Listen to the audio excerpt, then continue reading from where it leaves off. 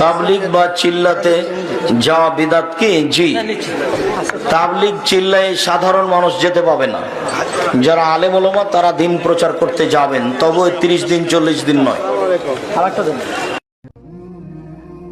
সালাত শেষে মোনাজাতকে বিদআত বলা হয় এবং ইলিয়াসি তবলিগকে বিদআত বলা হয়, তো মিডিয়া দ্বারা দিন প্রচার মাইক ব্যবহার করে ওয়াজ করা বিদআত হবে না কেন?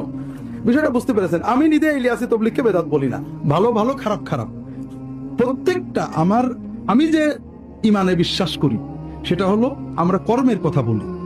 কোন মুমিনের ব্যক্তিগত দলগত সমালোচনা আমরা পছন্দ করি না।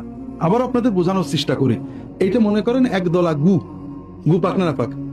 আমি কিন্তু গোবর বলিনি, কারণ ইখতিলাফ আছে কিছু, আমি জানি আপনারা বুঝবেন, এই জন্য গু বলেছি। এটা মানে একদলা গু পাক না পাক, এটা ভালোবাসবে না কিনা করবো?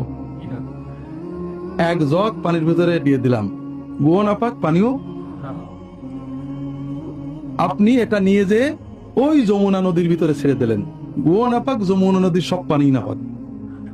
হ্যাঁ, একটা বড় দিঘিতে দিলেন, গুও না পাক, বড় দিঘির সব পানি না পাক। মশলা পাল্টে গেল না? তো বিষয় হলো ভাইয়েরা, আমরা কর্মের কথা বলি। কেউ জাল হাদিস বলে এই জাল হাদিস বলার কাজটা খারাপ, কিন্তু তার সাথে সহিহ হাদিস 10টা বলেছে, ওটাও খারাপ নাকি? একজন লোক হয়তো মিলাদ পড়েছে, আমি বলবো মিলাদ এই পদ্ধতি, মিলাদটা সুন্নত না, কিন্তু সে নামাজ পড়েছে, ওগুলো খারাপ নাকি? ওগুলো খারাপ নাকি? কাজেই একটা মুমিনের একটা কর্ম আমি বলবো এটা সুন্নতে পাচ্ছি না, আমার কিছু করার নেই, আমি নবী সুন্নতে পাচ্ছি না, এটা সুন্নতের খেলাফ অথবা বিদআত। কিন্তু মুমিন তো আরো নেক আমল করে, একজন দ্বীনের দায়ী, ভালো আলেম, ইমাম, অনেক ভালো কাজ করেন, ভালো কথা বলেন। কাজেই আমরা ভালোকে ভালো, খারাপকে খারাপ বলবো। কথাকে বুঝতে পেরেছেন?